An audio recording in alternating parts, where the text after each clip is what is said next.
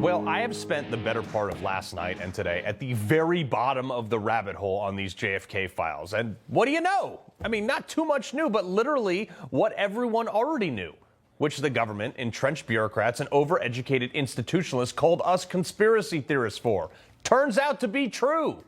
And if you think it's crazy, look no further than Chuck Schumer. He basically said the quiet part out loud when Trump was pushing the same buttons Kennedy was years ago.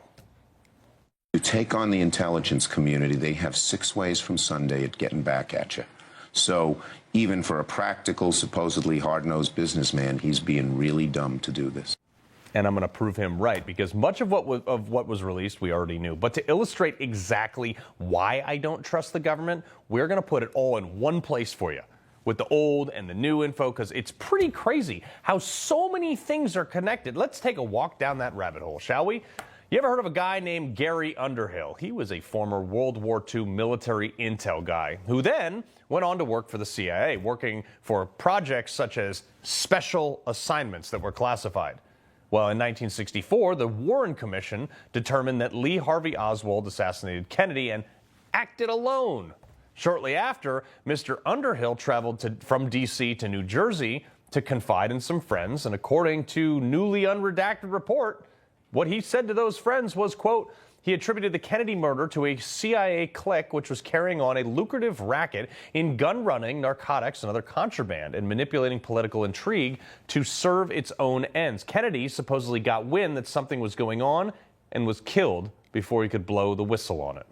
And wouldn't you know, 6 months later, Mr. Underhill was found dead, alone, and had allegedly shot himself in the left side of his head, even though he was right-handed. It was ruled a suicide. Now, in my experience on this earth, people who have come forward with information that incriminates big people or organizations that end up dead, I mean, do you really believe they killed themselves? Like Jeffrey Epstein? Don't worry, I'll get to that in a sec. Now, lots of other factors raise eyebrows, but did you know that JFK's car route was also changed at the last minute? By who? The mayor, Earl Cabell, who was, at the time of the shooting, a current CIA asset, and his brother, Charles, had been a senior member at the CIA that had been forced to retire from the agency the year before by JFK. Why does this matter? Well, this goes on to why the CIA would have it out for JFK as well. You ever heard of an agency called the ICA, the International Cooperation Administration? Probably not. Why?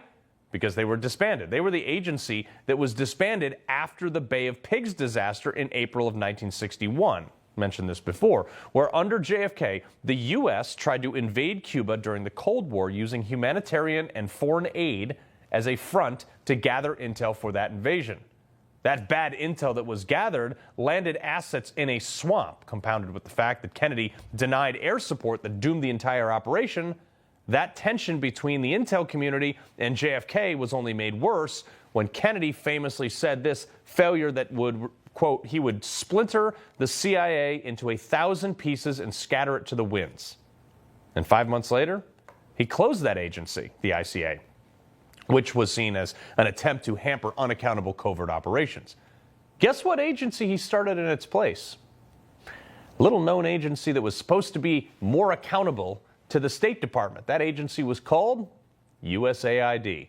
You see, prior to this, multiple agencies were using foreign assistance under their own agency cover to cover up their operations. The State Department, the CIA, and tons of others, many using the ICA as cover while competing to see who could out-intel each other, often with massive overlaps, and there were tons of turf wars within our own agencies.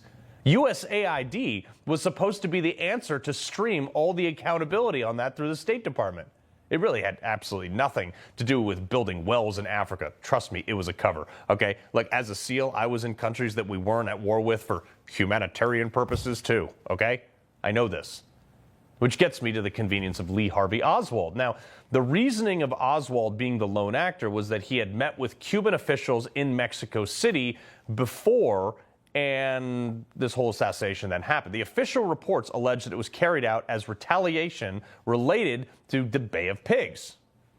But was it? We know that LBJ and Kennedy had beef, which led to a variety of other theories, including allegations that LBJ was in on it, with people citing multiple reports what appeared to be LBJ ducking prior to the first shot even being fired.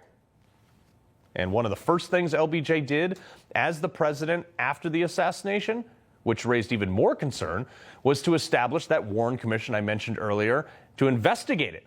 And who led that? A little guy named Allen Dulles.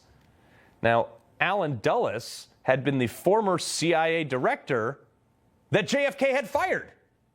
There were also significant policy 180s, like the reversal on Vietnam, where Kennedy's intent was to withdraw from Vietnam, and then LBJ, when he took over, accelerated the war. Now, almost all of this is not new, and much of it the CIA was happy to release at the time. But what we're finding out from these recent docs last night is that the CIA had one request. They had no oppositions to releasing most of this stuff years ago, but they did have one request for redactions: any mention of Israel or Israeli intelligence. Why? What were they doing? Were they involved in this? In fact, over a dozen incidences cited in the recent documents we got last night said that it was redacted from previously released documents. I don't have the answer to this, and these documents don't tell us. But this issue is part of the 1% that has been withheld all these years, which leads me to my already previous conclusion in general, that is, you can't trust the government for anything. By all accounts released, it appears that our own government assassinated the President of the United States, classified it, and then systematically leaked parts of the files over decades to the public, allowing for theories to be perpetuated for decades. Some of them were widely accepted as fact even.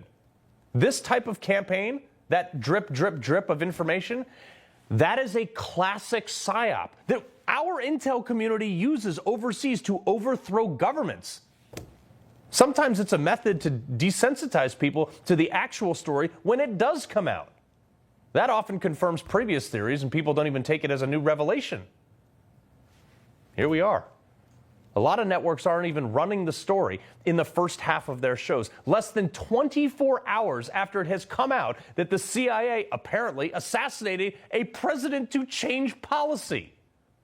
So while this drop didn't tell me anything I didn't already suspect, it also conveniently held until, anyone was involved was dead, including the fact that the Secret Service agent that was assigned to JFK that day, the dude who jumped on the hood of that car, he conveniently died a month ago, which did confirm one thing: question the government. No.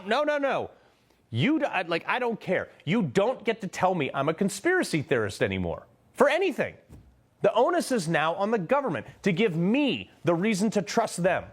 Because beyond all this, the reckless spending, lying about foreign wars, forced vaccinations, currency manipulation, whatever, it's the same MO. If you dig past any headline on any matter, you get more questions than answers. I want to know about the Tesla that blew up in front of Trump Tower in Vegas. Why don't we know anything about that? I want to know about Thomas Matthew Crooks, the guy who shot at Trump. I want to know about Ryan Ruth and the Vegas shooter and Area 51. I want to know. No, actually, you know what? I deserve to know who Jeffrey Epstein trafficked children to. Was it the people running my government? We're owed those answers. Did he even kill himself?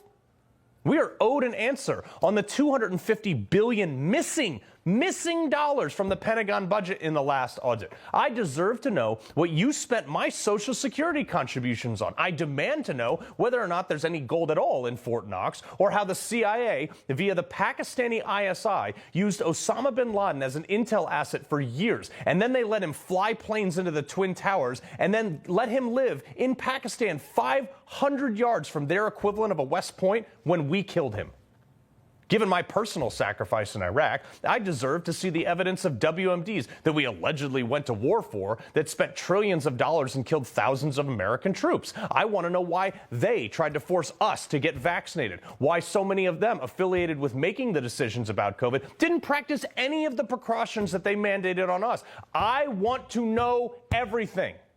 And I have the right to ask or demand, because this government works for us and they've forgotten that. Our government is supposed to be of, by, and for the people. These files that came out don't allow you to laugh at me or dismiss me on any question I have ever again. The government now has to prove to me why we should trust them. And if you work for the government, if you're one of these bureaucrats like shrugging your shoulders, if you don't care, may I remind you that's why Trump won. Because you guys betrayed that trust. You've done it a million times. The JFK files are just the latest example.